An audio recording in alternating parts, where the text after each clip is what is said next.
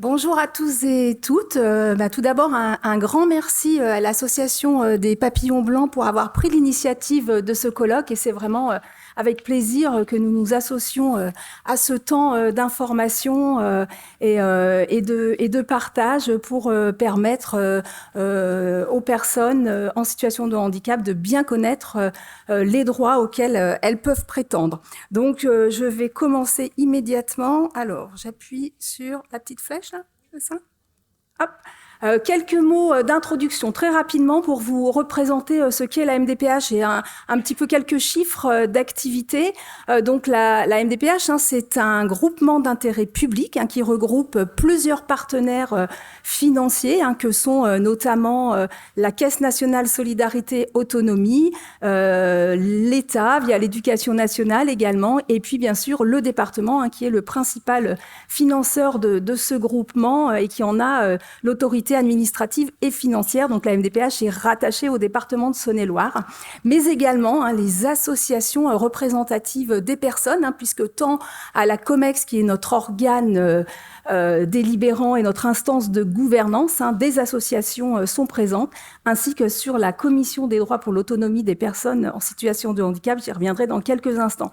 Donc vous le voyez, les missions de la MDPH, qui sont l'information, l'accueil, l'écoute, l'aide à la formulation du projet de vie, notamment dans ce fameux formulaire que vous avez dû tous être amenés à un moment ou à un autre à remplir. Et j'en profite encore pour remercier les Papillons Blancs qui sont aussi présents dans nos locaux pour aider les personnes à remplir ce fameux formulaire qui va nous permettre ensuite d'évaluer les besoins de la personne pour proposer un plan de compensation pour l'accompagner au quotidien. Et donc, ce plan de compensation va être présenté à la Commission des droits pour l'autonomie des personnes en situation de handicap qui décide des droits et prestations proposés aux personnes. Et ensuite, la personne, bien sûr, elle a la notification de sa décision et charge aussi à la MDPH d'assurer le suivi de la mise en œuvre de ces notifications, ce qui n'est pas toujours évident, vous le savez aussi bien que moi. Et puis, nous avons également une mission d'accompagnement et de médiation pour expliquer les décisions. On le sait, qui ne sont pas toujours très faciles à lire et à comprendre, mais également, parfois, effectivement, accompagner aussi les personnes qui, parfois, vont jusqu'en recours devant le tribunal. Voilà, en quelques mots, l'émission de la MDPH. Quelques chiffres aussi pour vous dire que nous avons en Saône-et-Loire un réseau de maisons locales de l'autonomie qui accueillent à la fois des personnes en situation de handicap et des personnes âgées, donc 9 répartis dans tout le territoire pour être le plus près des personnes, pour qu'elles aient un accès plus facile aux services. Donc vous voyez, l'an dernier, plus de 45 000 accueils physiques et téléphoniques. Vous voyez aussi qu'il y a pas loin de 45 000 personnes qui ont au moins un droit ouvert. Voilà, ça représente quand même 8% de la population, c'est assez important. La répartition homme-femme est à peu près équilibrée, mais ce qu'on voit, il y a quand même 70% de personnes qui ont plus de 45 ans. Donc, quand vous parliez tout à l'heure, en tant que parents, et que vont devenir nos enfants, c'est vrai qu'on a quand même une population qui a plus de 45 ans, qui est assez importante. Vous dire aussi que la CDAPH rend 44 000 avis et décisions chaque année au travers de 15 000 dossiers qui nous sont déposés chaque année. C'est une activité dense. Dire quand même que la CDAPH en Saône-et-Loire est une instance très dynamique et je remercie encore toutes les associations qui sont présentes au sein de cette CDA qui veillent vraiment à l'équité de traitement entre toutes les personnes en situation de handicap. Redire, parce qu'on est quand même content de le dire, puisque le délai de traitement réglementaire est de 4 mois. On arrive en Saône-et-Loire à être à un délai de 3,1 mois. C'est un délai moyen. Je sais que pour certaines prestations, c'est un petit peu plus long. Mais voilà, c'est quelque chose qui nous tient à cœur pour essayer d'aller le plus vite possible, même si on sait que 3 mois, ça reste encore long. Et puis, il y a 76% d'accords sur l'ensemble des demandes qui sont sollicitées. Donc, rapidement, voilà, les missions de la MDPH qui peuvent se répartir en 4 grands blocs, hein, donc tout ce qui concerne la scolarisation des enfants, mais on va vous le détailler tout de suite après, l'orientation en service ou établissement, tout ce qui concerne le domaine du travail et puis effectivement toutes les prestations et droits auxquels les personnes peuvent prétendre. Voilà, donc je laisse la parole immédiatement à Émilie Quétu, qui est la coordinatrice des équipes pluridisciplinaires à la MDPH et qui va vous présenter tout ça dans le détail.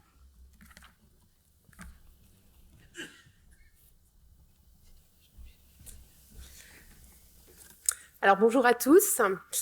Bon, j'ai la tâche ardue de vous expliquer les prestations, les droits qui peuvent être donnés, notifiés au sein de la MDPH. C'est pas forcément évident, il y a des notions sur lesquelles je vais aller assez rapidement, et puis après, si vous avez des questions, je crois qu'il y a un temps donné pour ces questions-là. Donc déjà, qu'est-ce qui se passe pour votre dossier quand il arrive à la MDPH? Eh bien, votre dossier, le dossier qui arrive, va être instruit administrativement, et ensuite, le dossier va être évalué par une équipe pluridisciplinaire qui va être composée d'évaluateurs médicaux, mais aussi d'évaluateurs sociaux, d'évaluateurs qui peuvent être ensuite en fonction des besoins. Ça peut être avec nos partenaires de l'emploi, Cap Emploi, Pôle Emploi, la mission locale, avec nos partenaires de la scolarité, donc avec l'éducation nationale, avec les psychologues de l'éducation nationale. On va évaluer le dossier pour mettre en évidence des besoins en termes de compensation du handicap. Donc ça, c'est la première mission. Une fois que le dossier a été évalué, on va confronter les besoins à la loi, c'est-à-dire à notre éligibilité en regard de la loi. Pour ce faire, on a différents outils que sont alors ce qu'on appelle le guide barème, c'est un guide médical dans lequel on nous oriente sur les taux de handicap qui peuvent être attribués en fonction des répercussions du handicap sur le quotidien. J'ai plus de... Il n'y a plus de... Ah si, pardon. Voilà. Ensuite, on va pouvoir regarder différents guides, des guides sur la PCH, des guides sur l'AEH, etc. On va regarder l'éligibilité. Et une fois qu'on sait quel est le besoin et si le besoin correspond à l'éligibilité, eh bien derrière, il va être proposé un plan personnalisé de compensation. Ce plan est proposé par les équipes pluridisciplinaires et va être validé en CDAPH. Alors, les différents droits qui vont être donnés par la MDPH, donc là, vous avez rapidement les pourcentages de chaque type de droit qu'on va ouvrir. À pas loin de 30%, à 29%, on va ouvrir des droits sur les cartes. À ce qu'on appelait avant les macarons, voilà, ça va être les cartes. À 18%, ça va être sur l'allocation adulte. 15% pour ce qu'on appelle les RQTH, reconnaissance de travailleurs en situation de handicap. 10% vont être sur la prestation de compensation du handicap, autrement appelée PCH. 7% sur le parcours de scolarisation, énormément de dossiers sur le secteur enfant qui reviennent régulièrement puisque par essence, l'enfant évolue, change et donc on va s'adapter à ces changements pour être au plus près de ses besoins. 6% de nos attributions sont sur les allocations pour les enfants. Ce sont des allocations éducatives pour aider les parents à mettre en place les soins. C'est une participation pour la mise en place des soins. 6% vont être sur l'orientation professionnelle. Et là, on ne parle pas que des aides. Vous verrez après, il y a plein d'autres choses qui peuvent être ouvertes au titre de l'orientation professionnelle. 2% pour les orientations en établissement médico-social enfants et 1% pour le transport scolaire des enfants en situation de handicap. Au total, on l'a dit tout à l'heure, 44 034 avis et décisions qui vont être rendus par notre commission des droits de l'autonomie pour les personnes en situation de handicap et 76% d'accord. Alors, on va commencer par les droits du secteur enfant. Donc en premier, ce qu'on connaît peut-être le plus au secteur enfant, c'est cette fameuse AEH, allocation d'éducation de l'enfant en situation de handicap. Cette AEH, elle est composée d'une base. Cette base-là, on va pouvoir la toucher lorsque l'enfant a une reconnaissance de son taux de handicap au moins à 50%, c'est-à-dire entre 50 et 79% ou au-delà de 80%.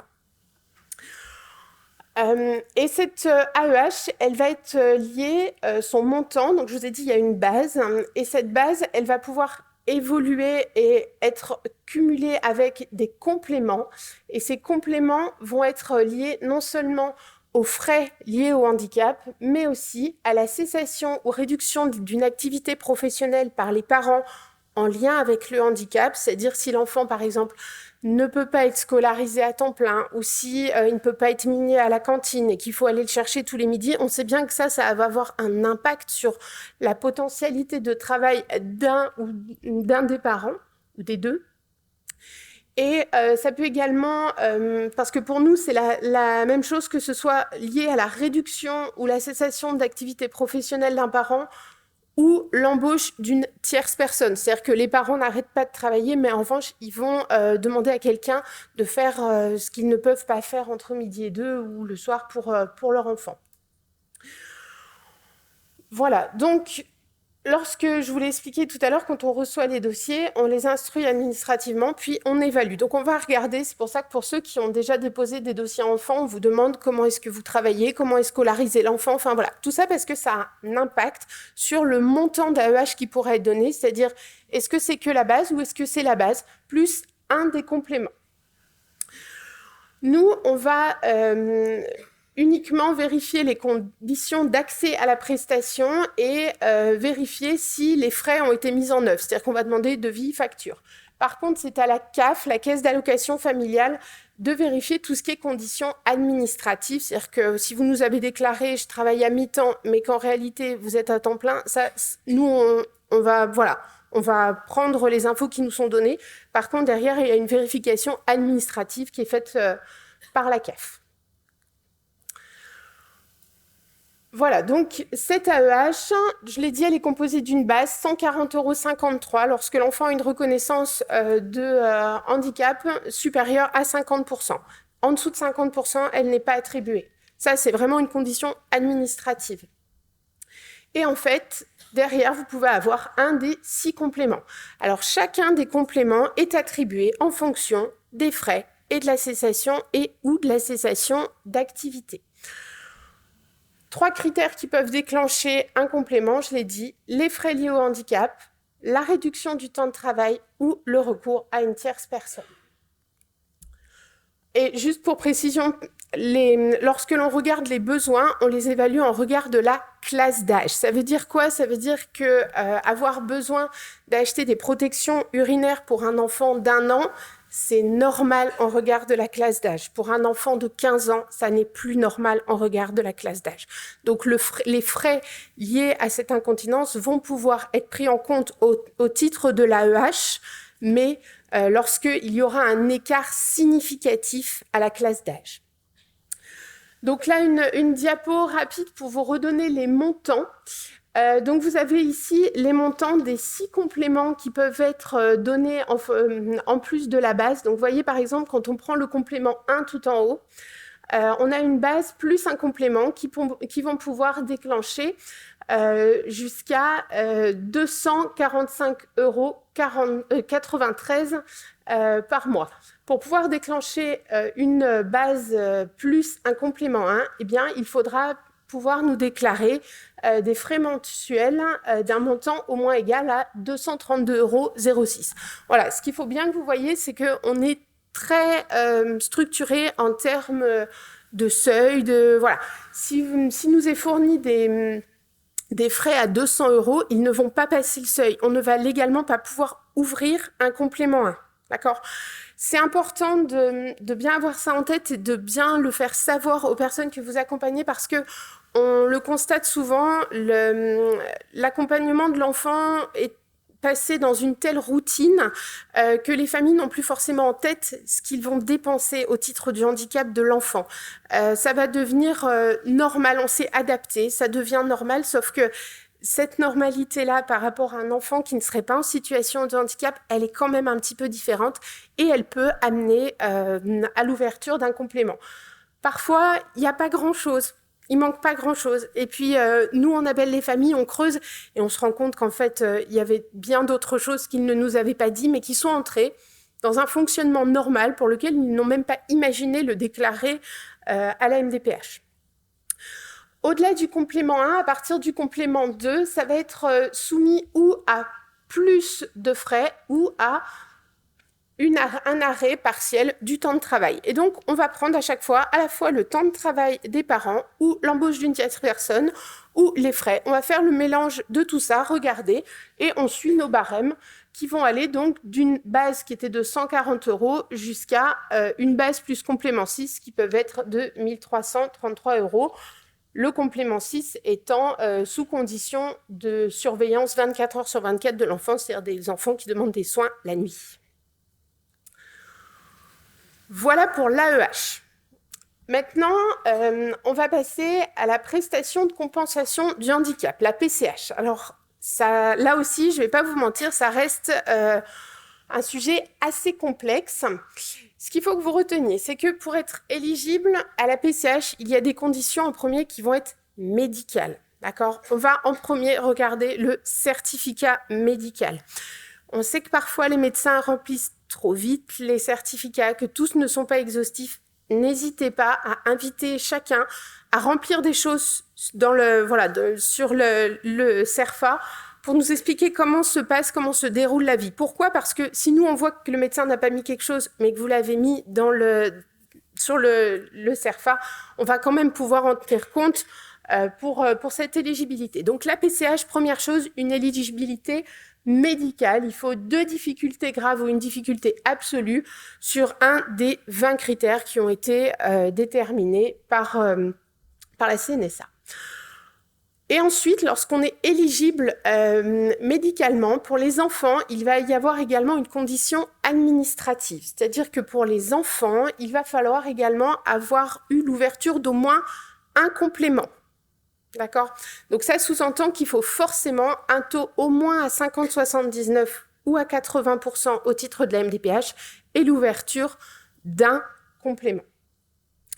Lorsqu'il y a cette éligibilité à la fois médicale et administrative, eh bien derrière, il va pouvoir y avoir l'ouverture sur des droits qui vont concerner des avantages en nature pour venir compenser la situation de handicap. Elles vont être réparties dans 5 grandes catégories que sont l'aide humaine, qui va pouvoir, depuis le 1er janvier 2023, monter jusqu'à 9h05 par jour. Ça peut être également sur des forfaits. Alors là, vous avez le forfait surdité cécité, mais il existe d'autres forfaits, cécité, surdité. Il va pouvoir y avoir des aides techniques. Alors les aides techniques, c'est tout ce qui ne va pas être accroché à la voiture ou au bâtiment. Donc, ça va aller de couverts ergo à des trottinettes électriques. Voilà. On va pouvoir participer à ces frais-là. Je le redis, on n'est pas sur un remboursement, on est sur une participation aux frais d'aide technique qui pourraient être nécessaires au titre du handicap. Il va pouvoir y avoir également une enveloppe au titre de l'aménagement du logement. Alors, à l'inverse de l'aide technique, c'est tout ce qui va être accroché au bâti. Ça va être l'aide à l'aménagement, par exemple, de cuisine ou de salle de bain adaptée au handicap de la personne.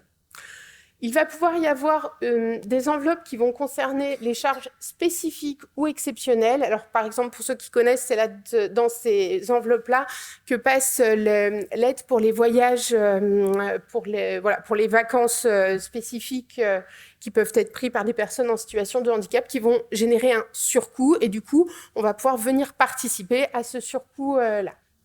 Et enfin, l'aide animalière qui va concerner pour l'instant uniquement les chiens pour les personnes malvoyantes ou aveugles et qui vont concerner surtout l'entretien lié à l'animal, c'est-à-dire croquettes vétérinaires. Voilà. Les montants que vous avez là sont des montants qui sont donnés à 10 ans. D'accord ? Ça ne veut pas dire forcément que tous les droits sont ouverts à 10 ans, mais les enveloppes sont proratisées. Exemple pour l'aménagement du logement, vous voyez 10 000 € pour 10 ans. Si l'enveloppe est ouverte à 3 ans, c'est 3 000 €. Si elle est ouverte à 5 ans, c'est 5 000 €. Le temps est déterminé en fonction du handicap et de la possibilité d'évolution dans un sens ou dans l'autre. Souvent, pour les enfants, les enveloppes sont ouvertes sur de courtes durées, simplement, là encore, parce que l'essence même de l'enfant est d'évoluer dans le temps.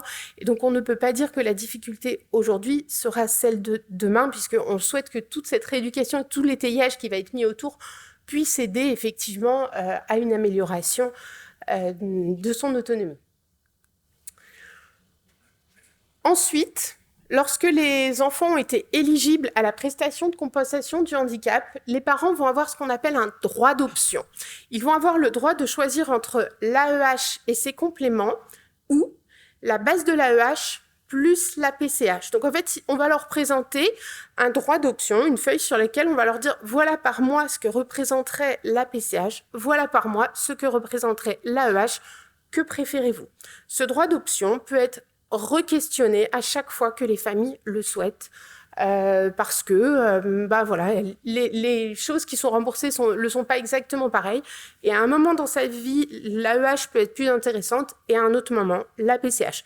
Ça peut être quelque chose qui peut être re-questionné. C'est pas lorsqu'on a fait un choix, il est pour toujours et voilà. Donc, premier choix que va pouvoir faire la famille, de garder l'AEH de base plus les compléments.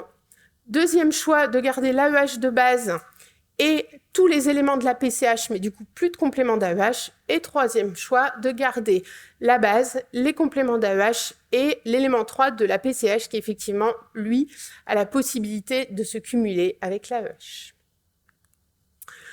Ensuite, les droits que va pouvoir donner la MDPH sont des droits sur la scolarité. Alors là, il y en a beaucoup. Je ne vais pas rentrer dans le détail de tout. Il y a des droits qui vont concerner le milieu ordinaire. Le milieu ordinaire reste et restera la priorité avant toute chose. C'est pourquoi il existe énormément d'étayages qui vont aller dans l'école pour aider les enfants à suivre une scolarité la plus classique possible. Il peut y avoir du réseau d'aide spécialisée aux élèves en difficulté. Ça va être l'éducation nationale vraiment qui va s'en charger. Et au niveau de la MDPH, on va pouvoir donner des droits sur les AESH, anciennes AVS. On va pouvoir donner des droits sur des aménagements en type de matériel pédagogique adapté, des ordinateurs, clairement, et du transport scolaire sous certaines conditions. Lorsque le milieu ordinaire va être dans l'échec, on va pouvoir, sur la scolarité, aller sur des classes en milieu ordinaire, mais avec des dispositifs adaptés. Ça va être le cas des orientations en classe Ulysse, l'orientation sur des UEMA ou des UEEA, qui vont être des unités d'enseignement réservées pour les enfants atteints d'autisme. Toujours en milieu ordinaire, il pourra également y avoir sur les Ulysses de l'aide au transport scolaire sous certaines conditions. Et enfin, on va passer sur la scolarité dans le milieu spécialisé, que ce soit les IME, les CME ou les ITEP. Et même au sein de ces établissements, effectivement, vous le savez tous, il y a des classes externalisées avec des possibilités d'inclusion en milieu ordinaire également, accompagnées par l'établissement. Donc ça va être ce qui concerne la scolarité. Et pour soutenir cette scolarité en termes d'accompagnement médico-social, eh bien, il va pouvoir y avoir des orientations sur les CESAD ou les PCPE. Voilà. Je vous propose maintenant de passer sur le secteur adulte. Alors, sur le secteur adulte, il y a également la possibilité de cette PCH. La différence, pas de condition administrative, seule une condition médicale. Ensuite, il va pouvoir y avoir l'AAH. Donc là, ça va être une allocation subsidiaire et différentielle, c'est-à-dire une ressource qu'on va pouvoir toucher à taux plein jusqu'à 918,86 €. Elle va être attribuée systématiquement lorsque la personne a des droits avec un taux de handicap à 80%. Et elle va être sous condition d'une restriction substantielle et durable d'accès à l'emploi pour les taux à 50-79. Elle n'est liée que au handicap et en aucun cas aux autres critères du type barrière de la langue, niveau de formation, etc. Ça n'entre pas en jeu dans l'évaluation de cette AAH et elle va être payée par la CAF. Elle peut être majorée par le complément de ressources qui est un droit qui va venir à s'éteindre et qui a été remplacé par la majoration pour la vie autonome. On va également pouvoir attribuer la reconnaissance de travailleurs en situation de handicap. Ça a été évoqué tout à l'heure, les entreprises ont aujourd'hui l'obligation de 6% de travailleurs possédant une RQTH. Voilà, les derniers chiffres que nous avions en 2018 montraient qu'aujourd'hui, avec seulement 30% des entreprises qui étaient en face de cette obligation depuis 2018, c'est quand même grandement monté. Les derniers droits que nous pouvons donner sur le milieu du travail, donc il y a la RQTH qui va ouvrir des droits pour l'entreprise, pour la personne. Et il y a également des droits au niveau des dispositifs d'emploi accompagné, c'est-à-dire un soutien médico-social pour aider à l'insertion dans l'emploi des personnes en situation de handicap. Il va y avoir des ESRP, c'est des centres de formation spécialisés avec un plateau technique assez important pour aider la personne à repartir dans un emploi, à se reformer, parce qu'à un moment dans sa carrière, il a été fait qu'elle ne pouvait plus exercer le métier qu'elle faisait. Et bien sûr, les ESAT qui restent, eh bien, quand le milieu ordinaire, au même titre que le secteur enfant, les ESAT, c'est quelque chose qui va arriver si le milieu ordinaire n'a pas pu être mis en place, mais l'inclusion reste une priorité. Les ESAT qui, bien sûr, travailleront également au cours de la carrière de la personne des inclusions, puisque l'objectif est toujours un retour sur le milieu ordinaire. Et enfin, comme pour les enfants, il peut y avoir de l'accompagnement social ou médico-social via les SAVS, les SAMSA ou les PCPE. Ouais, on m'a dit d'aller vite. Je vous avais dit que j'en avais beaucoup. SAVS, SAMSA, alors c'est service d'accompagnement à la vie sociale.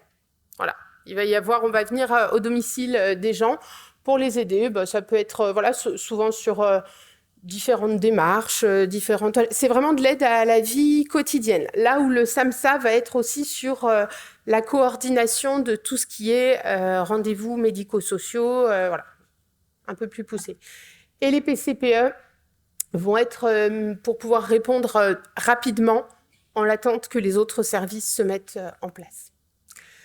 Et enfin, les orientations sur les établissements médicaux et sociaux du secteur adulte, que vont être les établissements d'accueil non médicalisés, anciennement foyers de vie, les établissements d'accueil médicalisés, anciennement les femmes, et les maisons d'accueil spécialisées, où là, on va être sur les dépendances les plus importantes. Et celui que tout le monde connaît, qui finalement est celui qu'on donne le plus, ça va être les cartes, les fameuses cartes mobilité inclusion, qui peuvent être avec une mention stationnement, priorité ou invalidité, qui sont extrêmement réglementées dans nos différents guides et qui vont être ouverts sous conditions très strictes. Je ne crois pas que j'ai le temps de tout vous expliquer aujourd'hui. Voilà, je sais que j'ai été très vite sur beaucoup de choses et que vous avez probablement plein de questions, mais je vais pour l'instant laisser la parole à mes collègues. Merci beaucoup. Alors peut-être avec l'autorisation de la MDPH, nous pourrons diffuser le support. Oui, donc il sera diffusé. Bonjour à toutes et à tous. Je m'associe tout d'abord à Sophie Marin pour remercier les Papillons Blancs de l'invitation qui nous a été faite à Madame Mangin et moi-même de vous présenter l'aide sociale que je vais vous présenter tout de suite. Quelques mots d'abord sur les interlocuteurs et interlocutrices qui pourront s'adresser à vous pour toute demande d'aide sociale ou auxquels vous pourriez vous adresser pour toute demande d'aide sociale au sein du service politique d'aide et d'action sociale. Nous avons 3 instructrices gestionnaires qui s'occupent du transport scolaire des élèves et des étudiants en situation de handicap. Et puis, pour ce qui concerne l'aide sociale, que ce soit l'aide à l'hébergement ou l'aide à domicile, nous avons 5 instructeurs et instructrices, dont vous découvrez également les noms. Et le service comporte également 3 gestionnaires qui s'occupent du recours en récupération. Et cette équipe, cellule aide sociale recours en récupération, travaille sous la houlette de Valérie Mangin, ici présente. D'abord, quelques mots de manière très générale sur ce que l'on appelle l'aide sociale. Donc, c'est un dispositif prévu par les textes qui impose à une collectivité publique qu'il désigne l'obligation légale d'attribuer à ses habitants, à ses administrés, du seul fait qu'ils sont dans le besoin, des prestations définies par la loi. Donc, on est sur une logique d'assistance puisqu'il n'est pas nécessaire au préalable que ces personnes aient cotisé pour pouvoir bénéficier de ces droits. Donc, il y a un ensemble d'aides qui sont définies par les textes, mais la collectivité publique, le département par exemple, qui est désigné pour les servir, peut prendre l'initiative de définir des conditions plus souples, des conditions d'accès plus souples, plus avantageuses, voire de créer de nouveaux services. Donc, s'agissant de l'aide sociale départementale, donc le département, c'est un échelon territorial qui s'est vu doté d'une compétence en la matière par les lois de décentralisation qui sont intervenues en 1982, et en particulier pour toutes les aides qui vont concerner les personnes âgées et les personnes en situation de handicap. Donc, ce droit à l'aide sociale, c'est un droit en tant que tel, un droit autonome, puisqu'il va puiser ses sources à la fois dans le droit public, mais aussi dans le droit privé, notamment dans le droit civil, le droit de la famille, le droit des successions. Les sources sont d'une part nationales, il y a un ensemble de lois et de règlements que l'on retrouve dans le Code de l'action sociale et des familles, qui est notre Bible, si j'ose dire. Mais il y a également des sources locales, puisque chaque département doit adopter un règlement départemental de l'aide sociale pour mettre en application sur son territoire les obligations imposées par les textes. N'oublions pas également le règlement départemental du transport scolaire des élèves et des étudiants en situation de handicap. On peut ajouter à cela une jurisprudence qui vient, elle aussi, bien orienter notre action. Donc, quand surviennent des litiges, évidemment, les tribunaux doivent se prononcer sur chaque situation. Et on tient compte, bien entendu, des règles complémentaires qui peuvent être établies à cette occasion. Quelles sont les spécificités particulièrement de l'aide sociale? Le règlement départemental de l'aide sociale adopté par le Conseil départemental de Saône-et-Loire nous indique que c'est l'expression de la solidarité de la collectivité à l'égard des personnes qui, en raison de leur état physique et ou mental, de leur situation économique et sociale, ont besoin d'être aidées. Quels sont les caractères généraux maintenant de cette aide sociale? Premièrement, c'est un droit pour toute personne résidant en France et remplissant les conditions légales. Donc, notamment pour les personnes de nationalité étrangère, il convient de disposer d'un titre de séjour en cours de validité. Donc, quel est le département qui verse l'aide sociale? C'est le département du domicile de secours. Qu'est-ce que le domicile de secours? Pour acquérir un domicile de secours, il faut résider au minimum 3 mois dans une même commune. L'aide sociale présente également un caractère alimentaire, autrement dit, elle a vocation à satisfaire aux besoins fondamentaux de la personne, donc qui conditionnent sa subsistance. Elle présente également un caractère spécialisé, elle s'adresse spécifiquement à des catégories de personnes, les personnes âgées, les personnes en situation de handicap, et ça va définir des conditions d'accès bien particulières. Elle présente, et ça c'est important, un caractère subsidiaire, autrement dit, elle ne sera versée que si les ressources propres du demandeur, de la personne qui demande à en bénéficier, ne sont pas suffisantes, pas plus que les ressources issues de la solidarité familiale ou des régimes d'assurance et de la sécurité sociale. Donc si l'ensemble de ces ressources ne suffit pas, eh bien au surplus, c'est l'aide sociale qui vient prendre en charge. Elle présente également, là aussi c'est très important, un caractère d'avance. Autrement dit, elle n'est pas acquise pour toujours, entre guillemets. Le département peut exercer divers recours en récupération, totale ou partielle, pour récupérer les sommes qu'il a été amené à verser. Et puis, dernière chose, et ça c'est très important également, l'établissement d'accueil qui prend en charge, qui accompagne la personne en situation de handicap, doit faire l'objet d'une habilitation. Il doit disposer de places habilitées à l'aide sociale. Et si ça n'est pas le cas, donc pour toutes les personnes qui fréquentent des établissements à titre payant, eh bien, au bout de 5 ans, s'il s'avère qu'elles n'ont plus les moyens de prendre en charge les frais afférents, l'aide sociale peut prendre le relais. Mais il faut un délai de 5 ans.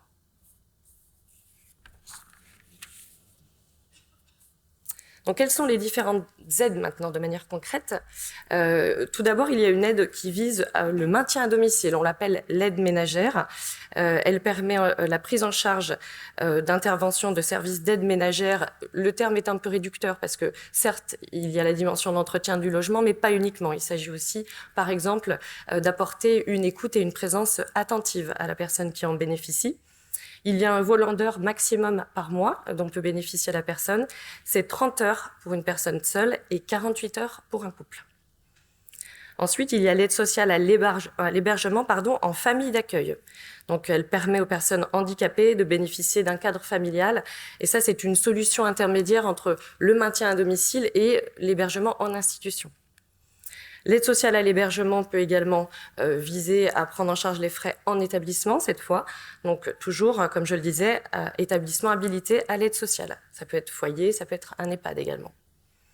Et dernièrement, l'aide sociale pour le transport scolaire des élèves et des étudiants en situation de handicap.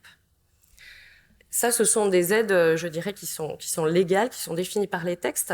À cela s'ajoutent des aides extra-légales. On est sur le terrain de l'aide sociale facultative.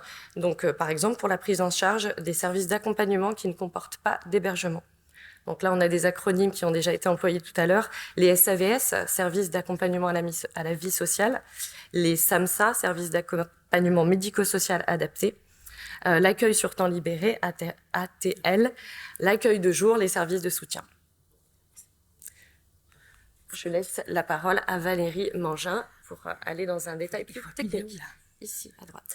Alors, bonjour à tous. Donc, je suis Valérie Mangin, coordinatrice aide sociale dans le service que dirige Isabelle. Alors, pour bénéficier de l'aide sociale, bien entendu, il faut déposer une demande d'aide sociale. Alors, le statut juridique de la personne qui demande l'aide sociale peut être différent. Alors, déjà, pour les personnes, les jeunes qui demandent une aide au transport scolaire, pour des enfants ou des étudiants en situation de handicap, donc ils sont soit mineurs ou émancipés, et il faut qu'ils soient absolument scolarisés dans un établissement public ou privé, mais sous contrat avec le ministère de l'Éducation nationale ou le ministère de l'Agriculture. Pour l'aide sociale en faveur des personnes handicapées, donc il peut y avoir l'aide ménagère, donc les services d'accompagnement, l'hébergement. Alors les jeunes ont au moins 16 ans. Souvent, des jeunes qui sont en maintien-creton peuvent aller faire des essais, par exemple, en femmes, et donc avant leurs 20 ans. Donc, du coup, on peut prendre en charge. Il y a aussi, après, toutes les personnes en situation de handicap qui entrent en foyer. Et ils peuvent bénéficier de l'aide sociale et l'hébergement sous réserve qu'ils aient une incapacité permanente égale ou supérieure à 80%. Et une personne de plus de 60 ans hébergée en EHPAD, une personne handicapée vieillissante peut aussi entrer en EHPAD, donc avec la même réserve, qu'elle soit qu'elle dispose d'une incapacité permanente égale ou supérieure à 80%. Avant ses 65 ans est toujours valable au moment de l'entrée en établissement. Alors, le régime juridique applicable aux personnes handicapées en établissement. Alors, vous savez que la loi du 11 février 2005 a beaucoup amélioré, entre guillemets, la situation des personnes handicapées. Donc, le président du conseil départemental doit prononcer une admission au bénéfice de l'aide sociale, donc c'est une aide financière, bien entendu, au vu de la décision d'orientation de la commission des droits de l'autonomie des personnes handicapées, donc suite au travail de nos collègues de la MDPH, voilà. Donc, une des conditions principales, bien entendu, c'est toujours d'avoir ce domicile de secours en Saône-et-Loire. Le fait que la Saône-et-Loire soit financeur, c'est parce que la personne a résidé au moins 3 mois en Saône-et-Loire, dans la même commune, avant d'entrer en établissement. Alors, il faut savoir que le montant minimum du reste à vivre des personnes handicapées est fixé à 30% de l'AH, à peu près, je crois, 287 € en ce moment. Et quand les personnes en situation de handicap sont en accueil familial, ils conservent 40% de l'AH. Ce qu'il faut savoir, c'est qu'il n'y a pas de participation désobligée alimentaire pour les personnes accueillies en établissement pour personnes âgées. Voilà.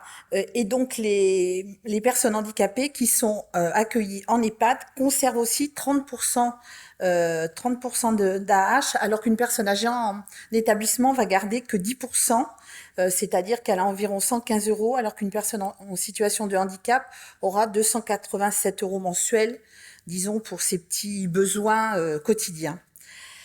La seule chose qui est restée, c'est que le conjoint qui est à domicile ou même en établissement doit participer au titre du devoir de secours.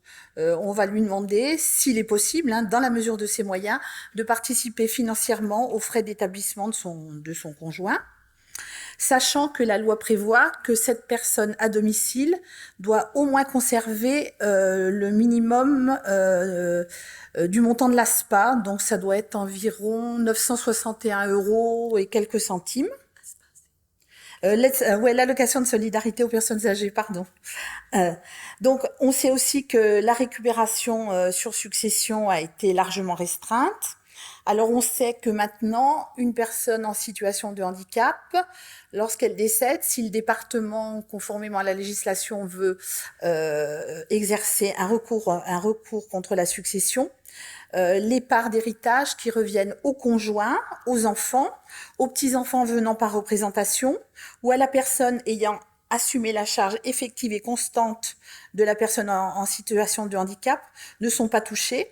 Et cette exonération a été élargie aux parents. Et maintenant, il n'y a plus non plus de recours contre donataires et contre légataires. Sauf pour l'allocation, pour l'accueil familial où là, la part des parents n'est pas exercée de recours. N'est pas exonérée de recours. Oui, excusez-moi, j'ai bafouillé. Voilà. Le recours, pareil, contre bénéficiaire revenu à meilleure fortune, c'est par exemple une personne en situation de handicap qui aurait malheureusement ses parents qui décèdent avant lui, percevrait une part d'héritage, eh bien à ce moment-là, le département ne récupérera pas sur, disons, le patrimoine qu'il a touché au décès de ses parents. On pourra juste revoir éventuellement une participation sur le montant des intérêts produits par les placements de ces capitaux mobiliers. Alors je redonne la parole à Isabelle pour les transports. Oui, quelques mots sur l'aide servie par le département pour les transports scolaires des élèves et étudiants en situation de handicap. Deux conditions, donc il faut être domicilié en Saône-et-Loire, ou que ce soit pour la personne bénéficiaire, l'étudiant, ou son représentant légal s'il s'agit d'un mineur, depuis au moins 3 mois. Il faut évidemment bénéficier d'une décision de la MDPH qui doit émettre un avis favorable à la prise en charge du transport. L'élève doit être scolarisé dans un établissement public ou privé, sous contrat avec le ministère de l'Éducation nationale ou le ministère de l'Agriculture. Et bien sûr, il faut effectuer une demande auprès du département. Sur ce sujet, précisons que le département de Saône-et-Loire va plus loin que ce que lui imposent les textes, puisque les textes imposent au département une prise en charge financière de ces transports. En Saône-et-Loire, le département organise des services de transport. Donc le transport des élèves et étudiants peut se faire soit par le transport en commun, soit par la famille, et là on verse des indemnités kilométriques, soit par un transport adapté organisé par le département.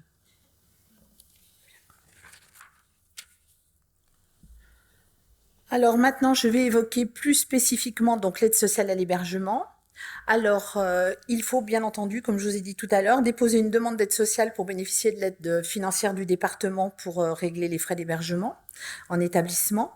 Alors, cette demande, normalement, elle doit être déposée dans les 2 mois qui suivent l'entrée en établissement pour une prise en charge à la date d'entrée, sachant que ces 2 mois de délai peuvent être prolongés encore de 2 mois.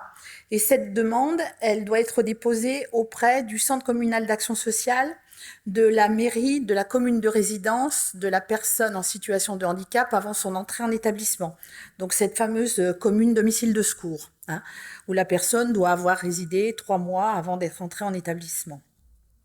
Donc il faut absolument que la personne en situation de handicap ait une reconnaissance au titre du handicap, comme je vous l'ai dit tout à l'heure, égale ou supérieure à 80%.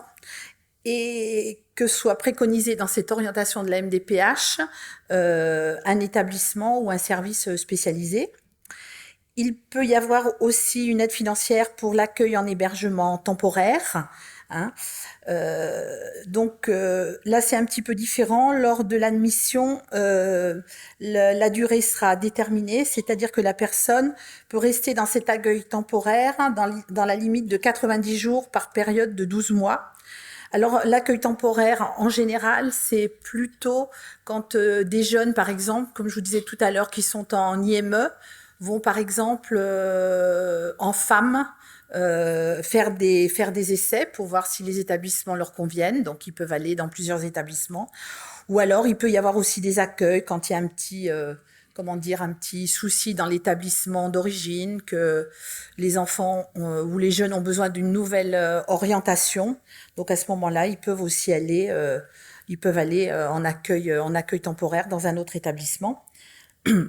Alors, comme je vous disais, la personne en situation de handicap conserve 30% du montant de son AH et 40% si c'est un accueil familial, décidément. Je bafouille. Le devoir, je vous ai dit tout à l'heure, devoir d'assistance et de secours du conjoint pour l'aide à l'hébergement, surtout quand la personne handicapée vieillissante entre en EHPAD. Voilà. Et aussi, le département, la législation permet au département d'inscrire une hypothèque légale sur les biens de la personne aidée, et toujours sous réserve que cette personne n'ait plus ses parents ou n'ait pas de conjoint ou d'enfant. Donc, on inscrit des hypothèques légales sur les biens immobiliers. C'est assez restreint, puisqu'après, il faut que la personne en situation de handicap ait seulement des frères et sœurs, des tantes, des oncles, des cousins. Voilà. Alors après, pour déposer cette demande d'aide sociale, quand il s'agit de l'aide ménagère, donc qui est une aide à domicile, il y a des conditions de plafond. Alors, il faut avoir des ressources. Il faut que je me dépêche. Il faut avoir des ressources pour une personne seule inférieures à 11 553 € par an, et pour un couple 17 905 € par an. Et le demandeur doit produire un certificat médical qui préconise le nombre d'heures dont il a besoin pour les services ménagers. Et donc, cette demande se dépose directement auprès du Centre communal d'action sociale de la commune de résidence du demandeur, qui peut lui indiquer quelles sont les adresses des services ménagers, qui peut le diriger vers les services ménagers pour qu'il ait ses heures d'attribuer. Alors, pour les aides en établissement, c'est l'établissement, le foyer de vie, le FAM, qui envoie un tableau d'entrée au département avec la copie de la décision d'orientation de la MDPH. Notre service demande au Centre communal d'action sociale de constituer le dossier légal avec la personne ou son représentant légal. Ensuite, nous recevons le dossier, il est instruit dans notre service, il est prononcé une admission, avec éventuellement une participation du demandeur sur les intérêts de revenus produits par ces placements mobiliers. Et ensuite, on lui notifie la décision, ainsi que son conjoint s'il en a un, son représentant légal, l'établissement. Voilà.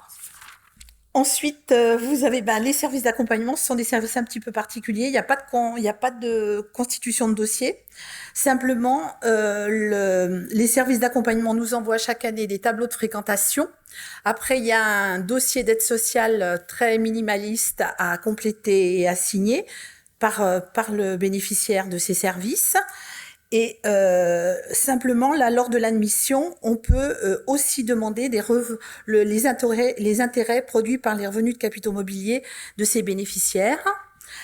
Ensuite, bien sûr, comme toute décision prise par une administration, il y a possibilité de contester la décision.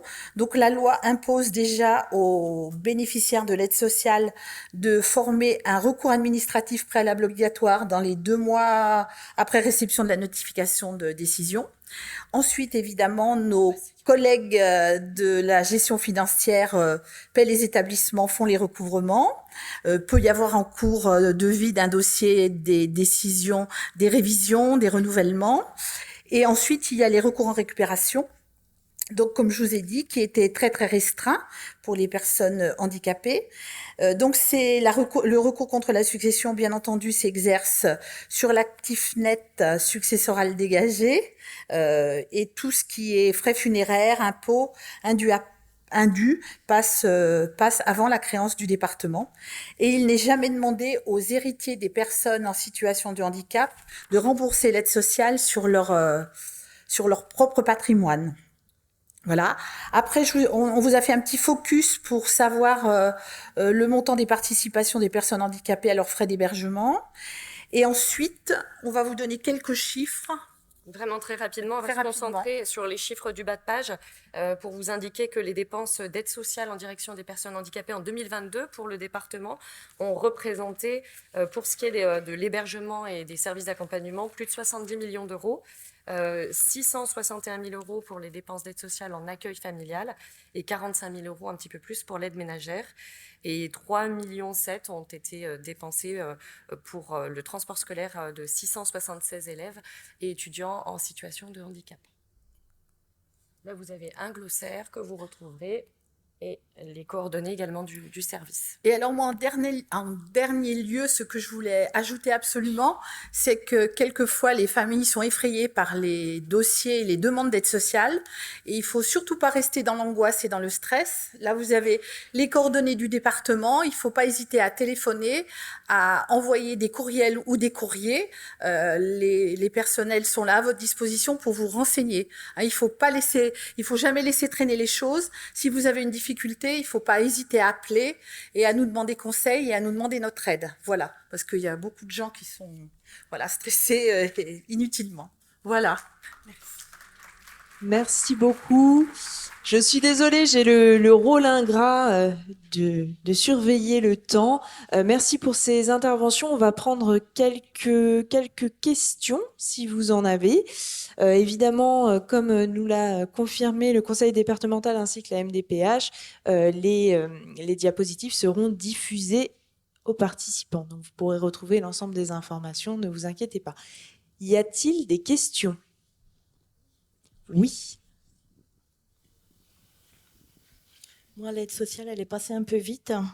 Et pour la récupération, si j'ai bien compris, vous récupérez pas sur l'héritage des parents, sauf si elle est en accueil famille. Non, on récupère toujours contre la succession du bénéficiaire de l'aide sociale. C'est-à-dire qu'après le décès, on s'intéresse à la personne handicapée qui est décédée et à son patrimoine. Et là, lorsqu'un notaire, par exemple, fait une succession, il va faire ce qu'on appelle la dévolution successorale. Donc, il va dire qui sont les héritiers de cette personne qui est décédée. Et donc, cette personne décédée, par exemple, malheureusement des jeunes, par exemple, en situation de handicap qui sont en établissement, laissent leurs parents, décèdent avant leurs parents. Donc, les parents sont héritiers, chacun pour un quart de la succession, et les frères et sœurs, s'il y en a, pour le reste. Voilà.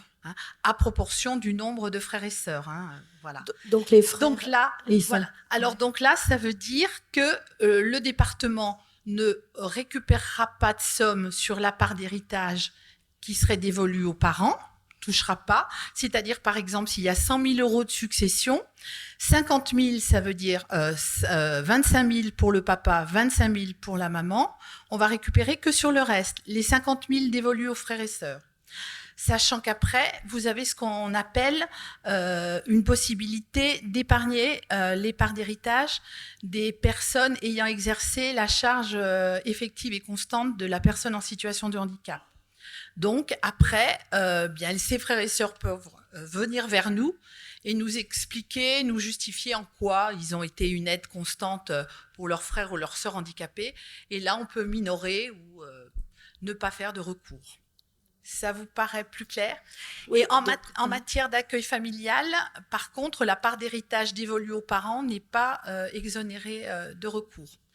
Et autrement, à partir du moment où il y a des conjoints et des enfants, on ne fait pas de recours en récupération, puisque le conjoint et les enfants d'une personne handicapée vont automatiquement hériter le patrimoine de leur conjoint ou de leur père ou mère en établissement.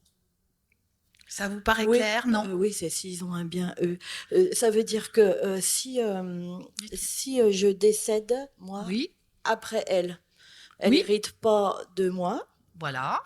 Donc, elle a peut-être pas grand-chose sur ses comptes. Donc, on récupère à hauteur de ce qui reste. Et je vous ai dit, après, certaines dettes. Que ses frères et sœurs. Alors, et si elle laisse ses frères et sœurs, on examinera. Voilà.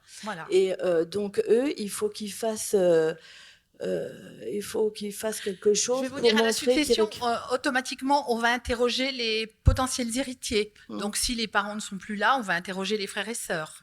Donc, automatiquement, on les contactera et après, on verra avec eux. Et il faut qu'ils démontrent qu'ils ont aidé. C'est pas une démonstration, attention. C'est justifié. C'est pas. Et ils prouvent comment qu'ils ont aidé dans la Je vie? sais pas.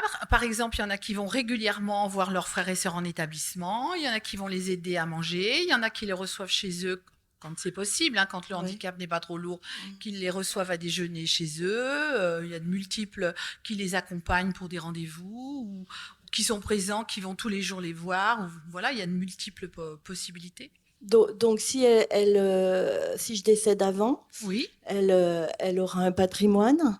oui. Et ce patrimoine-là, vous allez récupérer sur la part des frères. Alors, on récupérera sa succession déjà. Ouais. Et voilà, sur les Et parts. est-ce qu'il y a un plafond? Non, c'est dès le premier euro d'actif net successoral dégagé et dès le premier euro de créance d'aide sociale. La créance d'aide sociale, c'est tout ce que le département a avancé. Et si il y a beaucoup d'argent, est-ce que, enfin beaucoup, on ne sait pas. Alors, on quel est votre récupère en beaucoup atténuation de la dépense du département, hein, jamais plus. C'est-à-dire que si le département a dépensé 250 000 € pour aider une personne handicapée en établissement et que vous laissez, je ne sais pas, 500 000 € de succession, on va récupérer que sur 250 000 €, hein, pas plus. D'accord. Okay. D'accord. Voilà. Okay. Merci. Je vous en prie. Juste peut-être pour spécifier qu'il y aura une intervention cet après-midi justement sur ces sujets-là. Donc voilà, ça complétera également. On va prendre encore une question et après il y aura la pause. Vous restez peut-être au café et on pourra les participants pourront venir vous interroger. Ok. Encore une question? Oui? Ma question concerne les dons familiales. On a un enfant de 5 ans qui est lourdement handicapé. Psychomotricité, non-voyant. La journée, il va au CME. Mais en dehors de ça, il lui faut une présence humaine de 100%. C'est sa mère qui fait ce travail-là, tout le temps à son côté. Elle ne travaille pas. On a vu qu'il y a certaines compensations pour les gens qui travaillent. Mais elle est à la maison. Tout le temps, elle s'occupe de lui. Est-ce qu'elle aura droit à une allocation ou une aide comme ça, semblable? Et à qui s'adresser? À la CAF, à la MDPH, à l'aide sociale? C'est une question, c'est une autre question, quoi. Alors, déjà, vous pouvez vous adresser effectivement à la MDPH qui peut déclencher la base de l'AEH, puisque visiblement, vu la description que vous faites, vous avez aujourd'hui un enfant lourdement handicapé qui, du coup, doit être sur un taux d'incapacité qui est assez élevé. Donc voilà, pour la base, c'est sûr. Ensuite, les compléments, je vous ai expliqué que pour ce montant-là, ils vont dépendre du temps d'arrêt de travail des parents ou d'une diminution de l'activité.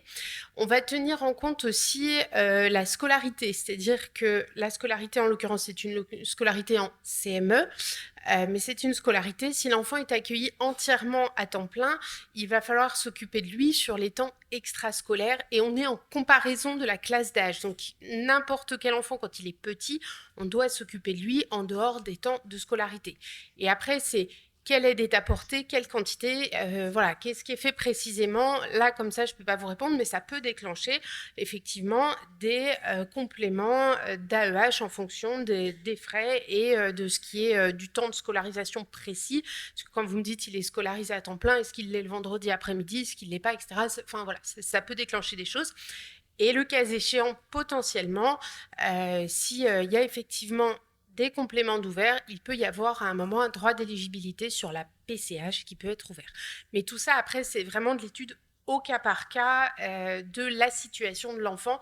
Mais déjà, en tout cas, vous pouvez vous adresser à la MDPH pour, mais j'imagine qu'il y a déjà un dossier pour, puisque l'enfant est en établissement, voilà, pour qu'on étudie s'il y a un complément et du coup, s'il peut y avoir une ouverture de droit sur la PCH, puisque, je vous l'ai dit un petit peu tout à l'heure, l'AEH et la PCH ne vont pas tenir compte des mêmes choses et ne sont pas forcément intéressantes de la même façon.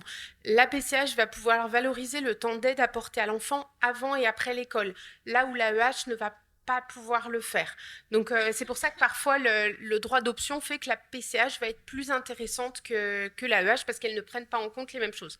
Quand vous déposez un dossier, nous, on regarde ce qui peut être fait parce qu'on sait que ce n'est pas évident de connaître tous les droits. Merci beaucoup. Merci, mesdames, pour ces interventions.